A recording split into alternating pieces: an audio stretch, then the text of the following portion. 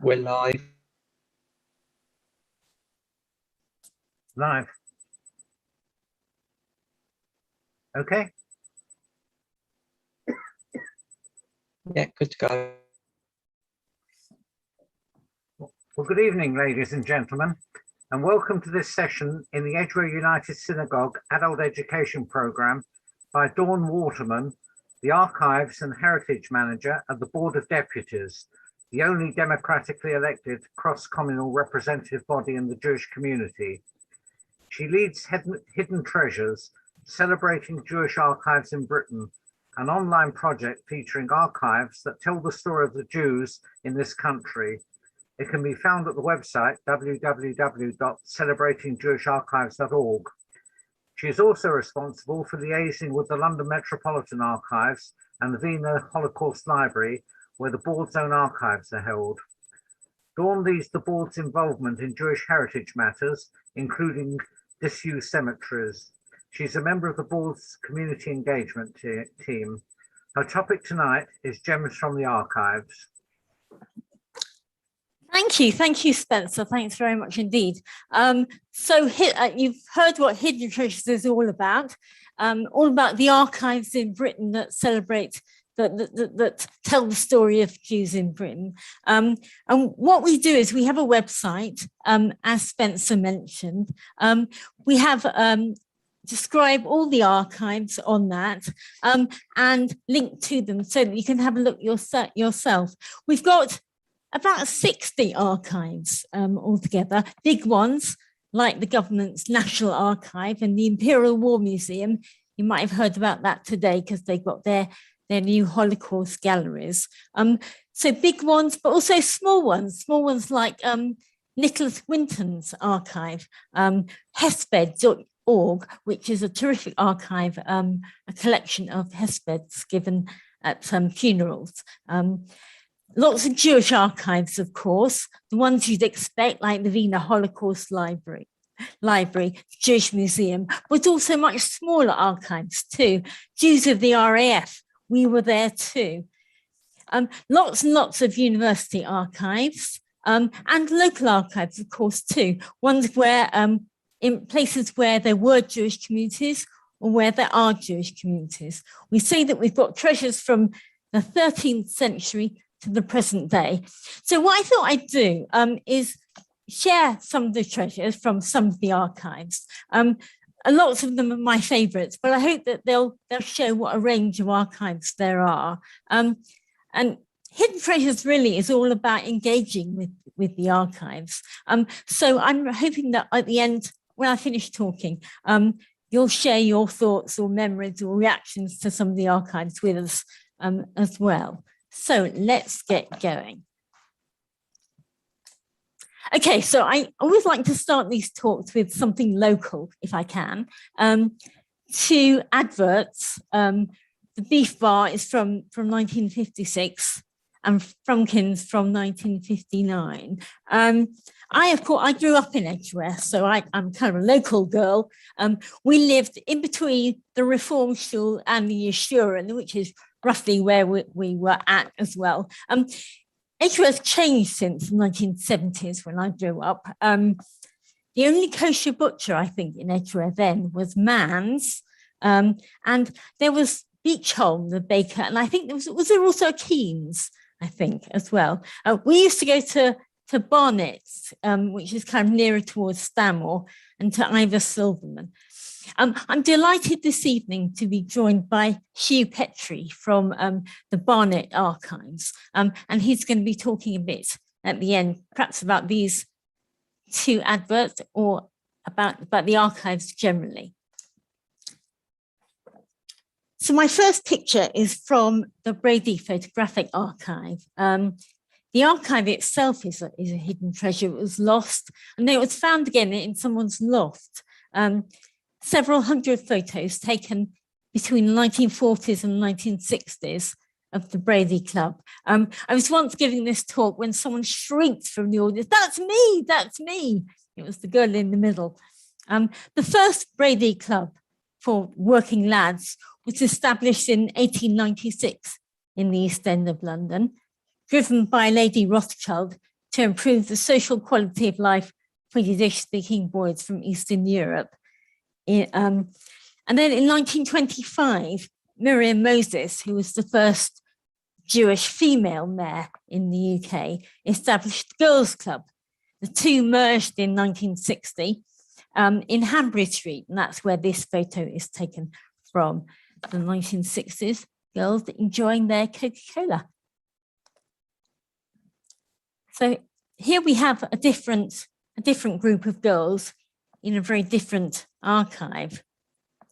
This is from Ajr Refugee Voices, which is an archive of video interviews and documents. Ruth Danson is the third from the left. She's with her friends in the Bluebell Woods at Bunce Court School in Kent in 1939. Ruth and her parents came from Breslau, came to Britain to escape Nazi persecution. They got here, Ruth's parents were immediately interned as enemy aliens, and Ruth was sent to Bunce Court, where by all accounts she had a great time. I saw a picture, an interview that she had done very recently, actually, at an AJR conference earlier this last week. Terrifically positive person. This one is from Sephardi Voices, which is another oral history archive. The recordings are stored in the British Library. It's about, as it says, Jews from Arabic-speaking lands who came to the UK. This is the passport of Niran Masoon Tiran, who was born in 1957 in Baghdad. Now, it's her first and her last passport. Jews were not allowed passports, and it was the one that was issued in 1973 to allow her to emigrate. If you look, you'll see the countries where it's valid.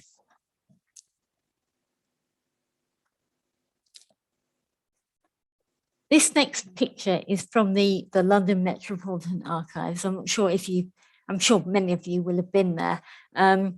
Very, very important Jewish collection at the LMA. All the London-based Jewish organisations have their archives there. The Board of Deputies' own archive is there. The Office of the Chief Rabbi, the London Beth Din, United Synagogue. Really a very fine collection. This one is a picture from 1908, shows girls at JFS in Bell Lane. JFS, the Jewish Free School, had started in 1732 as the Talmud Torah of the Great Synagogue in the East End. It was set up to educate orphans, became JFS in 1822, was at Bell Lane, which is where this picture is, then went to Camden, and then now to Kenton. This is another group of JFS boys this time, from the Anglo-Jewish Archives in Southampton. I always think the Anglo-Jewish Archives are a bit of a hidden treasure in themselves. They have the papers of Jewish organisations that have a national kind of feel, the 35s, the Jewish Board of Guardians, the Jewish Lads and Girls Brigade, and also the papers of individuals, a number of chief rabbis, Solomon Schonfeld, Selig Brodetsky. I was at Brodetsky, the unveiling of a blue plaque in Selig Brodetsky's home in Leeds at the weekend. This picture is from 1905, comes from the diary of Samuel Morris Rich, who taught at JFS between 1895 and 1938. His papers are held at Southampton, 45 diaries worth of papers, the boys learning Hebrew. So from Southampton University, we go to Manchester University. Also boys, but the four sons here. It's a mid-14th century Catalonian, the Rylands Haggadah, very famous, very well known the wise, the wicked, the simple, and the one who doesn't know how to ask. Useful, I think. Now, the Hull History Centre is a mixture of a local archive and a university archive. They have the records of the Hull Jewish community going back to 1727. This picture is a cartoon, actually, illustrating a letter from 1960 or so. It illustrates a letter sent by the cartoonist Victor Weiss, who was known as Vicky, to his fourth wife, Inga. It's one of 269 letters that are held at the Hull History Centre. Vicky fled Nazi Germany, came to Britain. In the 1950s, he was the Daily Mirror's chief political cartoonist. The cartoon shows kind of a Garden of Eden scene. There's Vicky there in blue, and his wife Inga, kind of Garden of Eden scene. Vicky had this very sad end, committed suicide, but he was showing here how he liked to spend his days with his wife.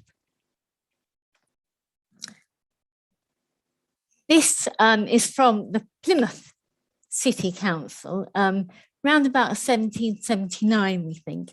Pincus, the front cover of the earliest Pincus or ledger containing the records of the community. Thanks to Elkin Levy and to David Jacobs, who helped me to translate this, the regulations of our holy community of Plymouth. Plymouth Synagogue was the oldest Ashkenazi synagogue in the English-speaking world, built in 1762. And another provincial, regional community here, the Liverpool Record Office. It's the wedding photograph of a wedding of the Clumpers, Finestone and Bennett families around 1900, a very fine, excellent wedding, quite unlike all those very tiny little weddings we've seen in the last year or so. The Merseyside Jewish Community Archive is part of the Liverpool Record Office. They've got personal papers and community records going back to 1722. Liverpool, of course, was the first organised Jewish community in the north of England. And until the 19th century, it was the largest provincial community. So coming to London now, this is kind of more my era, a bar mitzvah in 1976. This is what I think a bar mitzvah looks like. It's a photograph taken in the Hackney archives, taken by Ronald Gibson, who was a local photographer, took all kinds of pictures of, not just Jewish, of family events and ceremonies, reflecting the very diverse population of Hackney. He had a studio at 97 Lower Clapton Road. I think it's a terrific picture of a bar mitzvah. I expect some of you might have something similar at home. We've got a number of local archives in the Hidden Treasures network, as you'd expect. Brent, Barnet, we're going to hear more about, Tower Hamlets, Redbridge, Camden, Hartsmere, a lot. So as well as England, we also extend to Scotland. Now, I chose this one especially for Spencer. It shows the Glasgow Jewish Choral Society with their cousin, Ernest Levy. Now, you're wondering, and in the middle, Harry Seacombe, of course, and you're wondering, why on earth is Harry Seacombe there with the Glasgow Jewish Choral Society? Well, they were on Songs of Praise in 1983, and there they are as a publicity shot, looking very pleased with themselves. On a celebrity theme, the lady in the front, of course, is Elizabeth Taylor, the actress. The lady behind is the one that I'm interested in. She's given an interview to Ajr Refugee Voices. She's a lady called Eleanor Lederman. She's the first importer of Belgian chocolates to this country.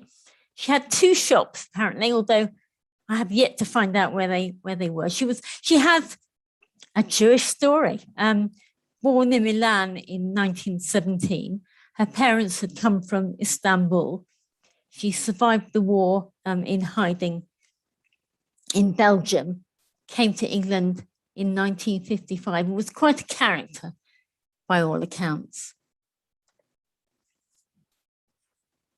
So we've looked at lots of photographs. This is a still from a film. The British Film Institute has a collection called Jewish Britain on Film Collection. This is a still from 1925, showing the marriage of Miss Rose Carmel and Mr. Solly Gershowitz.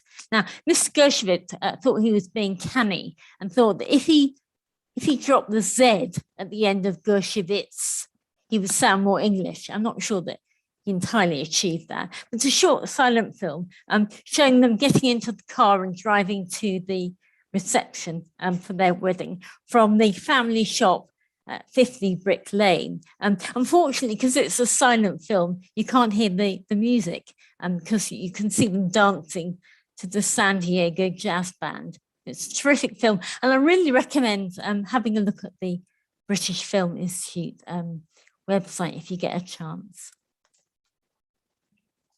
So film, but also art.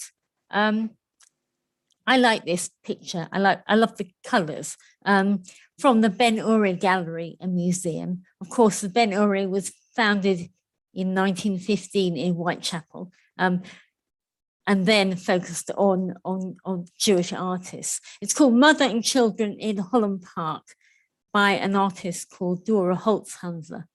She made it in 1997. Polish Jewish artist, born in Paris, came to the UK in 1935 and died just in 2015, not so long ago. And the theatre. This is a poster from the Jewish Museum, Schwer zu seine Years, 1920 Yiddish comedy by Sholem Aleichem. It was premiered in New York, later performed at the Grand Palais in Commercial Road in London, with the great Yiddish actress Anna Zelnicka. And artifacts. This is from Sir Nicholas Winton's archive. You'll know Sir Nicholas Winton, who rescued the children from Czechoslovakia. The archive is curated by his daughter Barbara, and this is a commemorative ring that was presented to him by the Czech and Slovak Kinder who he had saved at a reunion in June 1988. Save one life, save the world. That's what it says inside. I don't know, did you watch the That's Life? Do you remember That's Life in 1988, hosted by Esther Ranson, where they had, it's so moving. Sir Nicholas surrounded by the children he had saved, now grown up. So that's a quick tour of some of my favourite treasures from the archives. During the whole COVID business, we thought that we'd make hidden treasures kind of particularly relevant, and I think fulfill a really useful function for historians and sociologists in the future by collecting our very own living archive. We collected communal notes, synagogue newsletters, WhatsApp messages, photos, adverts, all showing the way the Jewish community was responding to the pandemic. This is a note the Board of Deputies put out, love your neighbour as yourself. You put it through the letterbox of your neighbours, saying that you were available to help them with shopping or whatever it was. And this picture someone sent in of Hagar's shul in Golders Green. If you look closely, look at it, it says, we were so scared. Do you remember how scared we all were at the beginning? Danger of death, no entry. Shul closed, shul immediately closed. And then as things went on, we became more used to the way things were. This is from Shenley Synagogue. You know, it tells you how you can do the 4 mitzvot of Purim, but do them in a COVID-safe way. And then the other thing that we've done, you know, during lockdown, people had quite a lot of time on their hands, stuck at home. And we've invited people, members of the public, to send in pictures of their own treasures, their own Jewish treasures that they had at home. We got the most fantastic response. And still, if you have a treasure at home, please do send it. This one is a paper cut, a mizrach, sent in by the lady's great-great-grandfather, made by the lady's great-great-grandfather in Ukraine in 1858. You put it on the east wall of your house to show you where your prayers should be directed from the rising of the sun until its setting. Praised is the name of Hashem. It is beautiful. This one's a bit less your treasures and a bit more my treasures. I have just 2 postcards that were sent to my father, who came on the Kindertransport, from his parents in the Warsaw Ghetto. And they're treasures to me. In fact, they're written mostly in German, but partly in Yiddish. And I started to learn Yiddish so that I could read them. I think Hidden Treasures is all about connecting with one's own personal history as much as anything else. This one, a personal one, sent in by I think great nephew of the little boy pictured here, Isaac Silkoff's newsagents in 1911. At 53 Brick Lane. Brick Lane does not look like this now. Leah and Reuben, who lived above the shop on Brick Lane. And then, because we had got so many of these treasures from people, we made an online event of it. Have a look at the website and how you can watch the events again. This one, what we did was the kind of Jewish, we called it the Jewish Heirlooms Roadshow, like a bit like Antiques Roadshow. And Joel, who's the young man, had sent in a picture of the medals won by his grandfather, who's standing very proudly next to him. And we teamed each member of the public up with a historian who told them a bit more about so Martin Sugarman from Ajax told Joel a bit more about the medals that his grandpa had been awarded, and about a prayer book. Tony, who's the grandpa, had been involved in the Malay expedition in the 1950s, and had a little prayer book that was issued to servicemen, a prayer to be said when you're going into battle, a prayer to be said when your comrade is dying. Very, very moving. Now, I finished with this absolute smasher, I think, from Barnet Archives, and I'm going to invite Hugh to say a bit. Reverend Hardman, if you have a look, Reverend Hardman gives a testimonial to the Jewish marriages, what would you call it, bureau, I suppose. Hugh, over to you. Hugh from Barnet Archives. You're still mute. Yes, of course I was. I muted. I wasn't talking. I'll leave this up for a second. And then, should I take it? I think I'll stop the share. Yeah, you can keep it Shall up. I leave it? Okay. I mean, no, take it down for a while, I think. And you can put me up, and that would help. Can everyone see me and hear me? Just nod. Sort of be shy. Thanks. My name is Hugh Petrie. I am the Heritage Development Officer for the London Borough of Barnet, who are based down in Hendon, in the library there. We're not actually part of the main library collection. We're slightly separate. We're within the library service, managed by the library service. And we have about 200 square meters collection, highly dedicated to the history and heritage of the London Borough of Barnet and the districts that were in the London Borough of Barnet, which includes Barnet, all the Barnet, East Barnet, Prime Barnet, and Edgware, Hendon, Finchley. And the collection contains the usual things one would expect from a local history collection. There is a very good collection of ordnance survey maps, a good collection of plans, but they're all from East Barnet and High Barnet. There's none from the western side of the borough. That all went to the London Metropolitan Archive years and years ago.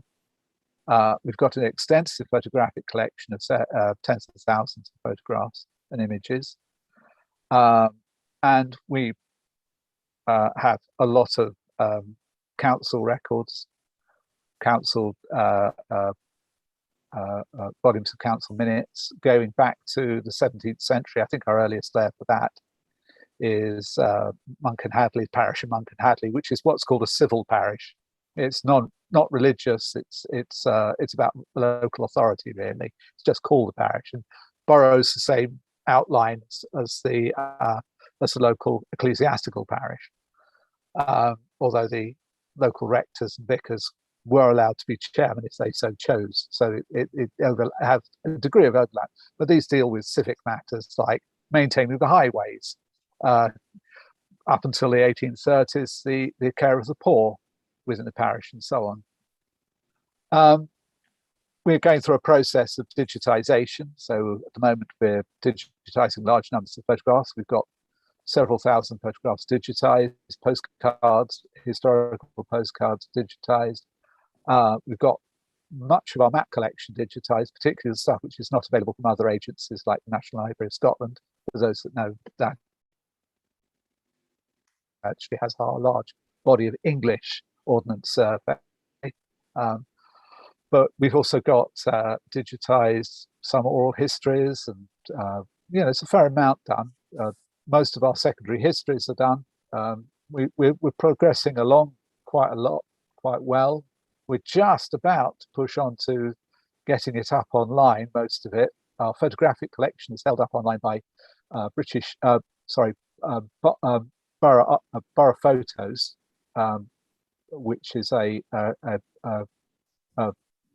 group of different local authority archives who work through Max Communications to put photographs online and to give people a chance to actually buy them as well as see them. So we're pushing along quite well in that regard. But some of the things we can't sort of get outlined were things like the council minutes running from the sort of 1870s through to the 1960s, which we've had digitized. And these actually are very useful because if they're digitized, you can actually word search them, whereas their indexes are really only for the benefit of the clerk of the council. They weren't really for anybody else's use. It's often quite hard to find things. So these should be available within the next couple of years. Most of them, certainly the Hendon section and the Finchley section, which have been done. So we did quite well in that regard. In terms of Jewish material, we have one very strong collection, which is just recently came to us about 2 years ago from Finchley Reformed Synagogue. A lot of which, unfortunately, the photographs are in copyright, so they can't be reproduced easily or reused. But it's a significant collection of documents, being the first body of synagogue records that we actually hold. They're not the proper records, the registries and all that, but they're marriages and so on. But they are things like the newsletters and things of that nature, which actually give almost a day-by-day, blow-by-blow account of the Jewish community, the Reformed Jewish community in the Finchley area and elsewhere. So there are other things pop into those which gives them some degree of spread. But that really is our strongest collection. beyond that, everything else is a little bitty. We have a couple of years of Hendon Synagogue's annual newsletters. We have some good histories published by various synagogues in the district. The rest of it is all tied up within the main body of the collection. It's embedded into everything. The Jewish community have been community. Individually, there have been Jews in the district since well, for a very, very long time. The earliest documents, one of the 13th century documents. You've frozen.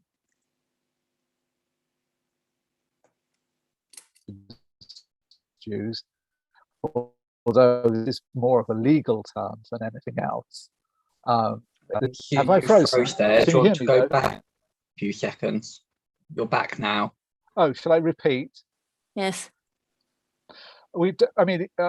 Individually, if I was going to say, with our earliest layer of documents does mention Jews, but it's in regard to collections of various different, Jews and Christians. Maybe if you turn Then your everybody knows camera that this off. piece of land belongs to for Jewish people to own land. Okay, here we go. Sometimes that works, doesn't it? How's that? Am I streaming better now? Yeah. Okay. So there's also a number of minor individuals as well who pop up from time to time in the 18th and 19th century. But the real start of Jewish communities in the district is in the very late 19th century, 1890s, 1900s. They begin to get people moving out into the new suburbs.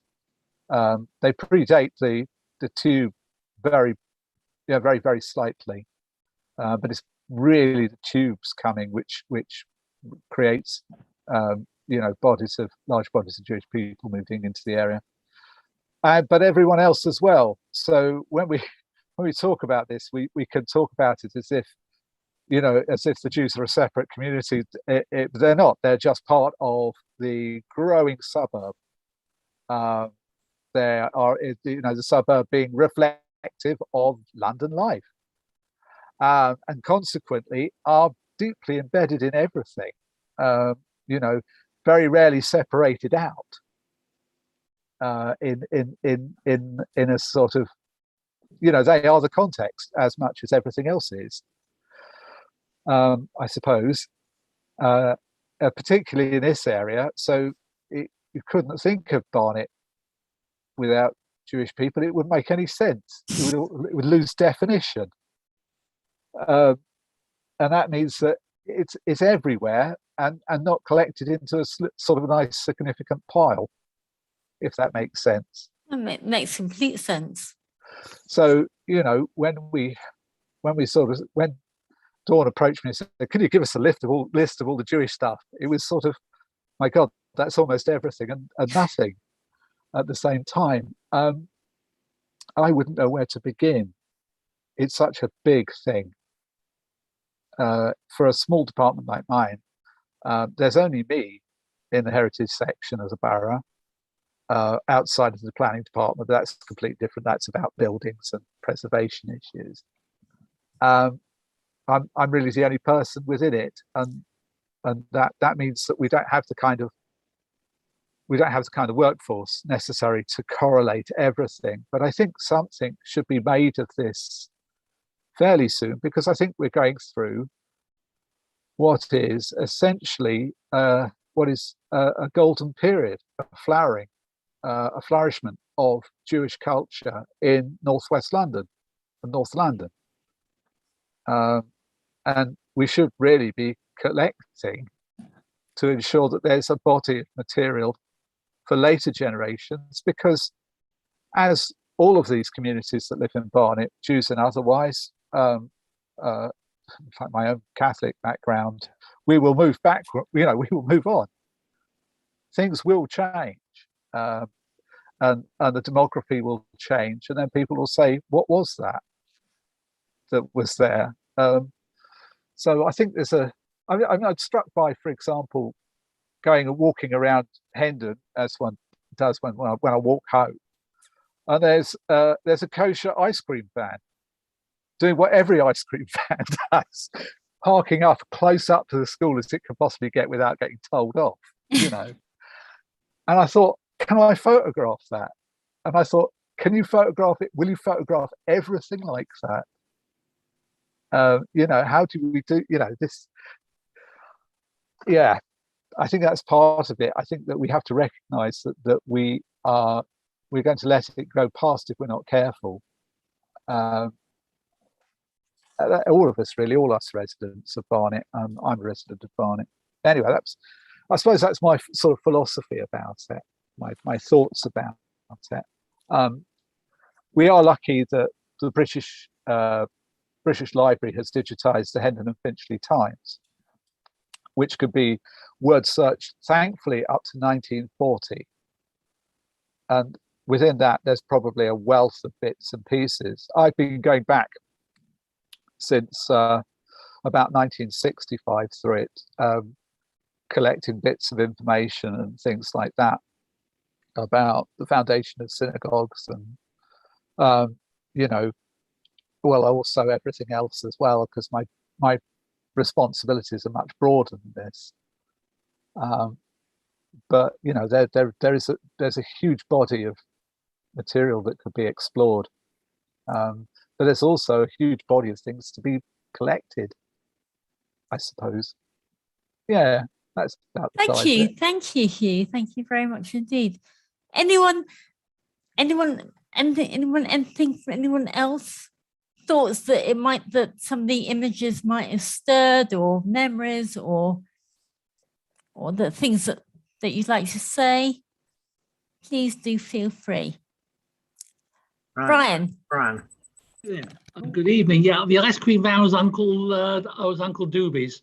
That's And it. I think that Yeah, it is Uncle Doobie's. Yes. yeah, and I think that the salt beef bar at the beginning probably became Leslie's in later years. And interestingly, Frumpkins that were in Edgware also had a base in the West End of London in, I think, Great Titchfield Street. Okay. And the Frumpkins were the late Chief Rabbi's grandparents, or one of the Frumpkins was. So there is a tremendous connection there to Frumpkins. I wanted to mention Brady Street, the photograph that you showed, or the two. Amazingly, my late parents were members, they grew up in the Oxford and St. George's Club, which was another East End club that was run by Basil Henriquez and his wife Rose. He was known as the Gaffer. Not only did my parents meet there at the club, but I think a lot of Jewish marriages were hatched there as well. The Gaffer also married my parents, and I remember going to what was the St. George's, the settlement synagogue there in Berners Street, as it was, and sitting on the Gaffer's knee when I was a little mite. That would have been probably about 70 odd years ago. Most amazing experience. The only other thing I really want, and there were photographs from there that I think moved when it closed and it relocated to Whetstone. I think a whole a collection of photographs of all of the members from the 1930s went up to Whetstone. Okay. And I remember going there and my late mother pointing out, that's me. So it's a similar sort of thing. It's quite amazing. The other thing I've also got to mention is I've got my late father's war medal. Oh, wow. Which he obviously left to me. He managed to tell a couple of my children about his exploits with the 8th Army during the war, but I now have to pass on that knowledge sort of third hand onto my own grandchildren, because I'm sure they'd like to know about the history. And I mean, my late father was a bit of a character, because although he was born in England, he grew up in France, came back here just before the Shoah, and virtually all of his family perished. They were in Paris. Very, very sad stories, but quite something. And as I said, my father served with the 8th Army, and some of the exploits that he got up to in North Africa, Alamein in particular. And then when he went on to Cairo at the end of the war, and then into Palestine, I mean, I have fantastic memories. I wish I could share them one day. Wow, thank you. That's Thanks, beautiful. Brian. And could I ask either Dawn or Hugh how we alert people to the importance of some of the things that they don't value but are of value to the archivist? Yeah, well, I think you're right. What sort of thing have you got in mind? Well, I remember Tell- tell me. I was once in a synagogue where one of the people who worked there put all the papers into a sack and just got rid of them. Oh. Now nowadays, of course, we might digitize it or what have you, but it was all lost. No, Bad. you're right. You're right. I mean, I think it's up to it's up to people like you to be saying no, don't, give them to me, and I'll take them to the local archive. I think that there's a professional problem for us as archivists, particularly local authority, is that on the one hand we would happily take material. We have to be careful about what material we take. We have collection policies, for example, which restrict us to a degree. We only take material that's pertinent to the district. So said collection up in Whetstone, we may not take because it's not actually of the district. Some of the later sections might be because of members latterly. Equally, we tend not to take material from organisations which are structurally able to look after their own records, because we've run the danger of becoming, barnettgovernment.gov yellow storage. There's a frequency of people getting in touch with us, going, "We've got all our old minutes from day one for all sorts of clubs. We want you to take them." It's like, well, we don't tend to take material from an organisation that's surviving, and that's the problem in some respects, because we can only really take it from organisations which are on their last legs, where we're looking at something that genuinely requires saving because of its heritage value. But you don't want to go up to somebody and go, "Are you on your last legs?" And to be honest, a lot of the Jewish community at the present moment in the northwest London area is actually doing very well. I wouldn't describe the Finchley Reform Synagogue as on its last legs by any stretch of the imagination, but I think I thought actually we just need to make an exception on odd occasions, particularly in this sort of regard, because we have umpteen collections of records of Christian communities in the borough, which are still established and still active, and maybe we'd make an exception in the case of religious organisations. But equally, a lot of it is embedded in the context of individuals, and you don't really want to sort of say, "Well, it would be nice if I had your photographs. We will take your photographs and we will show them to the public."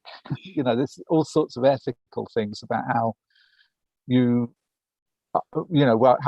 solicit gifts and donations, which don't always serve us very well. I think that the main thing, I suppose, is to look for the archetypes. So it's not just a picture of, let's say, it's not just a picture of me at home with my mum and dad, but maybe a picture of me when I was having my first communion in my horrid communion suit, which in my case was a Aran jumper that my granny had knitted and I was forced to wear, and everyone else laughed at me because they were wearing the smartest 70s suits. That would be much more pertinent in some ways. but in other ways, it's also a stereotype, and you can get into all sorts of, worlds like that. So this is a sort of subtle situation, and the truth is, or the best policy is serendipity. Things turn up, and you need to know when to grab them when they do, and you need to learn like the moment and go, actually, that is something we should have. That's part of it. So it's making people aware that you exist is part of that process. So making the people aware that this is your work, these are the contexts you do it in. For example, that the public will be able to see it. We don't hold material that the public can't see, with odd exceptions, very rare exceptions, like some of the political runs. The Labour Party and the Conservative Party runs are I think they're out of locks now, but they were, for example, the Margaret Thatcher stuff was, like people were sensitive about that. The Labour Party had the same again, but apart from that, everything else, people can look at it, they can take copies of it, and that's quite an opening. That's quite a thing. Is there a new problem now with new technology? Whereas in the past people had hard copies, a lot of things now are simply stored online and can be deleted instantly. Absolutely. And that's also, it's the quantity as well. So whereas if you go back to the Edwardian period, people being photographed generally was, in most of the population, was when they got married, or when somebody died and everybody had the family in one place, so they photographed the family around the grave. We've got one photograph like that.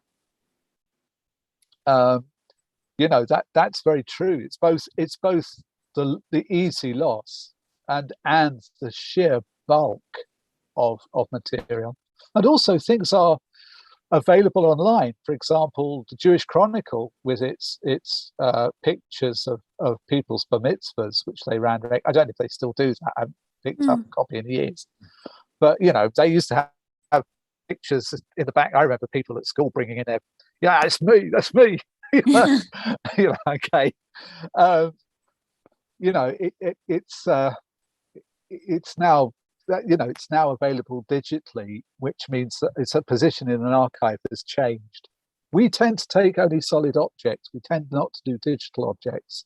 We tend to convert what we already hold into a digital culture, rather than pursue digitally created material. There have been exceptions to that rule as well. It's just a broad policy. Otherwise, we'd be doing everything. I think there was Flora had her hand up. No, it's very fascinating. Thank you very much. I want to ask you a question, Dawn, if I may. Oh, yeah. Your hidden treasures thing's fantastic, really.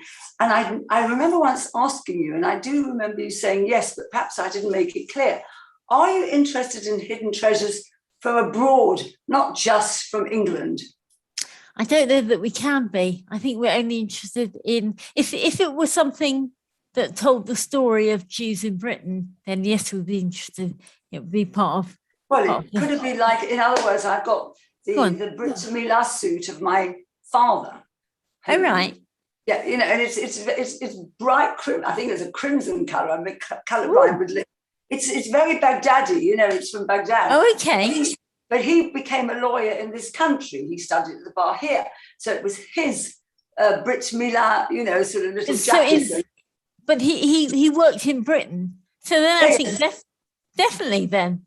Oh, take a picture of it. Yeah, when I get back to England. But he's also brought Sifrei Torah, with him to this country. And one's in Od Yosef Chaim, some of them in America. I've got just the the casement of one of them. Right. Beautiful. But that comes from Baghdad, I don't think it matters. No, if it were to come from Baghdad to Britain, that'd be fine.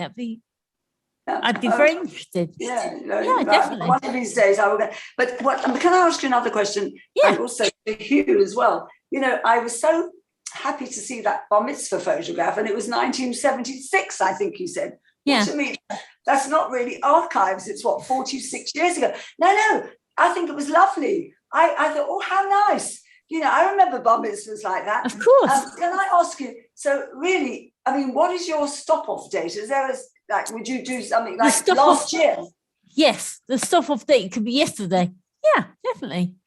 We're telling the story, that the archives are telling the story of Britain. I mean, that's of Jews in Britain. I mean, that's why we did the COVID archive. Yeah. To show exactly how people that I can understand. Responding today. Yeah. Thank you as well. I think that was very fascinating what you were saying. I just feel it's all this digitalization. I'm not happy. I'm old-fashioned. I like to see things. I like to go to a museum and I like to see it there, you know, and touch the photo. Well, you can't touch the photo, but you understand what I mean. Even if it's behind glass. Absolutely. You wanted to say something. Yeah, I think you bring up an important issue, which is the cut-off date.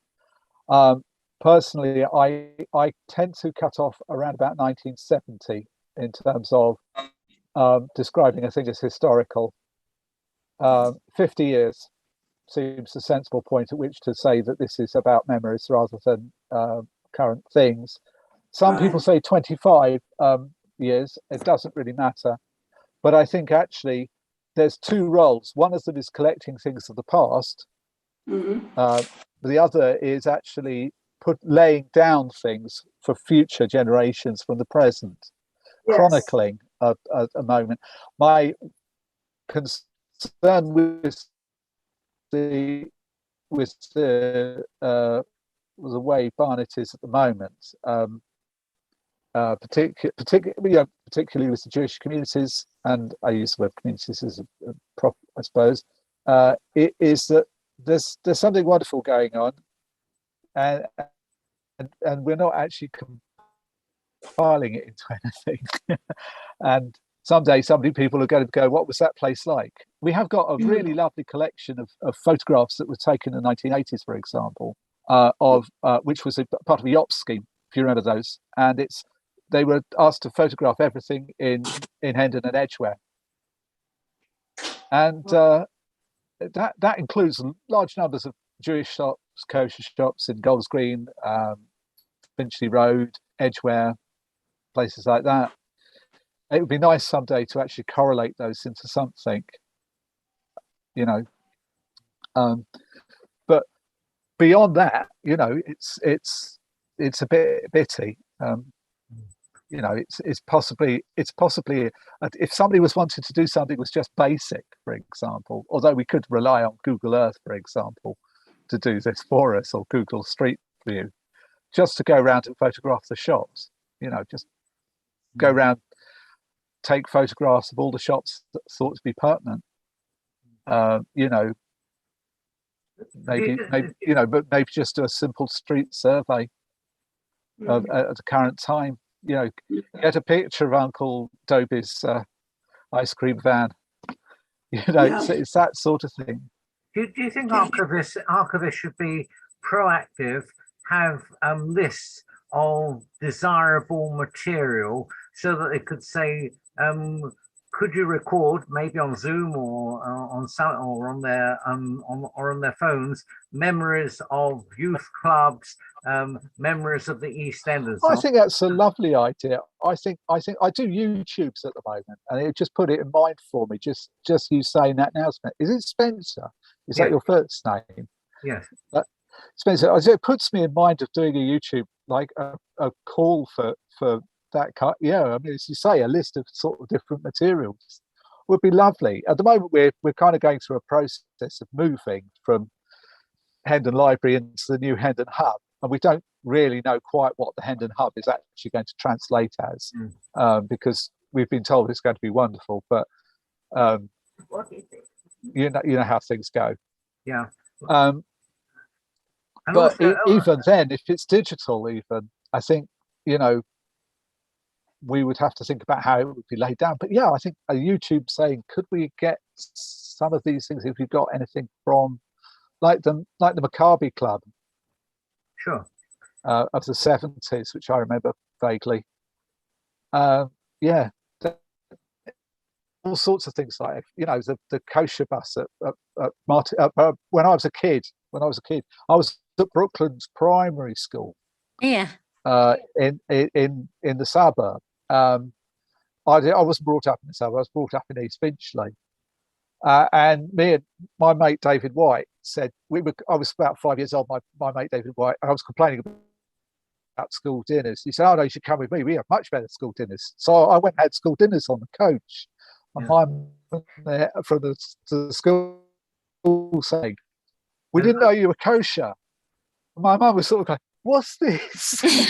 So if we'd had a photograph as a coach, even, it's that sort of thing which is embedded in my life, that would be such a, that would be wonderful. I like the idea. Yes, well, we should have a hit. The same thing happens actually with prison food. School dinners were pretty rough, but they weren't that bad.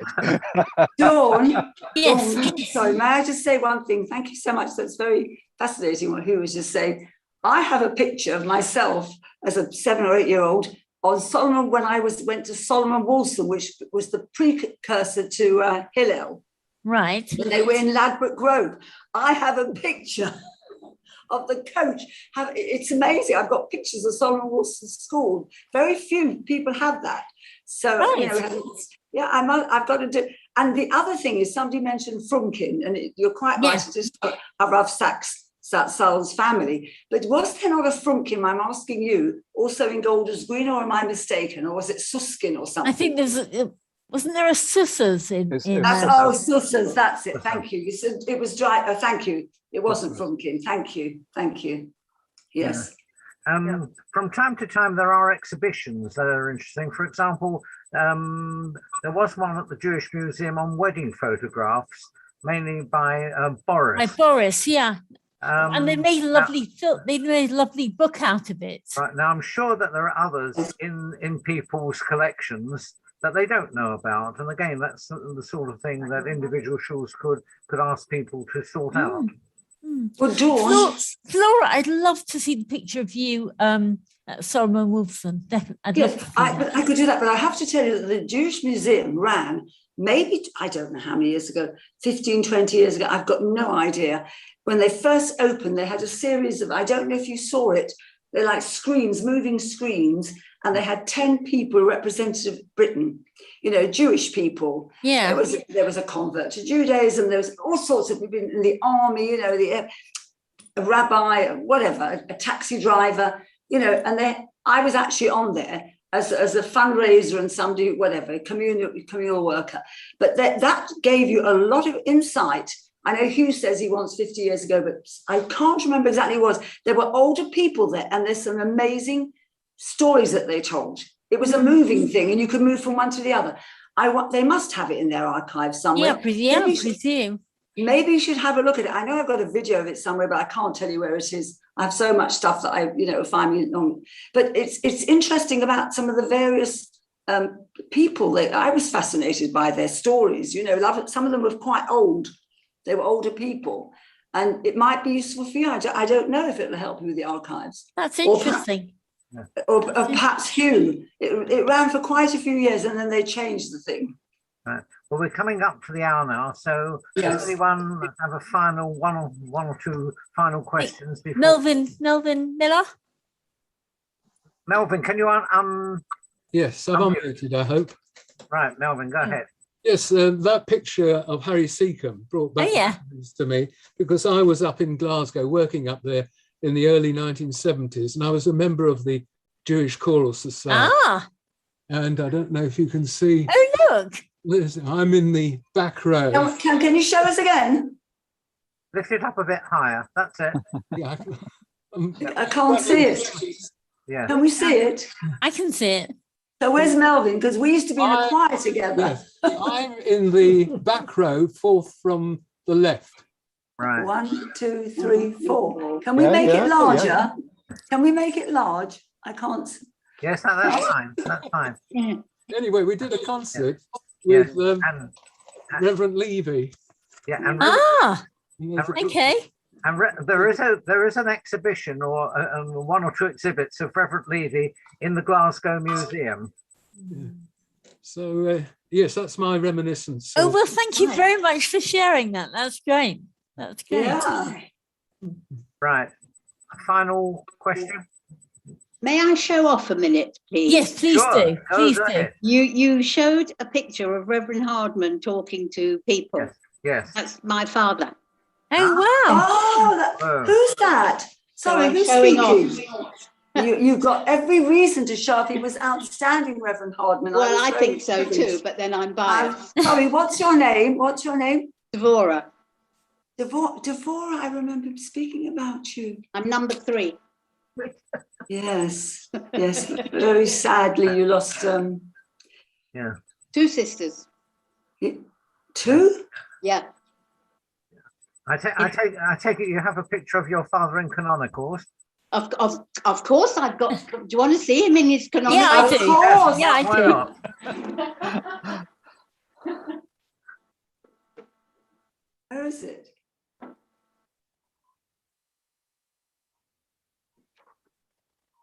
Ah. Yeah. Yes. Oh, well, look. Hey. Right. Beautiful. Gosh, that is a lovely picture. Well, something Yeah, you can share with Dawn. I'd love to see that. Can you take a picture of it with your phone? Yes. I'd I love don't to know. see it. Oh, hang on. When is it? Oh, I don't know when it was. Doesn't matter. We could figure it out roughly. Yeah. He looks pretty young. Yes, he does. And I mean, he married my late sister as well in Oh, did he? 67. And I think he looked pretty similar then. So I would think it comes from the 60s. I would think so. I would think so. This is at Raleigh Close. Yeah. Yeah. I You love can be it. very proud of your father, very, very proud. Really, Yeah, he was an yeah. outstanding person with a lot of compassion and understanding and empathy. He was really fantastic, really. He was. Yes, he was. So where do you live, Deborah? So was my mother. Yes, I live in Bushey. She was a lovely lady. And what's your? Are you still Hardman, Deborah Hardman, or No, I'm Burke. My surname's Burke now. right? Right. Well, we're hoping shortly to post the complete biannual program on our website, which is www.edgwareu.com, or alternatively, you can contact our office at edgwareu.com, and ask to be placed on the circulation list for the adult education program. Recorded past sessions are on our Edgware US YouTube channel, and this session will be added immediately on YouTube. Following on from tonight's presentation, if you're interested in the history of Edgware United Synagogue, we have a session on Tuesday, the 21st of December, entitled Memories of Edgware United, which celebrates the shul's 90th anniversary. John Lawrence will coordinate and introduce people who have a long association with Edgware, some dating back to the 1930s. Our next session will be one on the monthly cantorial evenings on Tuesday, the 2nd of November, when Rabbi Cantor Jeffrey Schistler will give a presentation on a celebration of London's Jewish choirs. Each of the current musical directors will discuss their choirs and will then play one of their choir's favourite works. I'd like to thank Dawn and Hugh Petrie for their very well researched and interesting talk down memory lane, and thank them for the interesting Q&A at the end. Thank you. Not at all. Pleasure. Pleasure. May Yeah. I just Lovely ask to be where I here. send this photograph, Dawn? If you send it,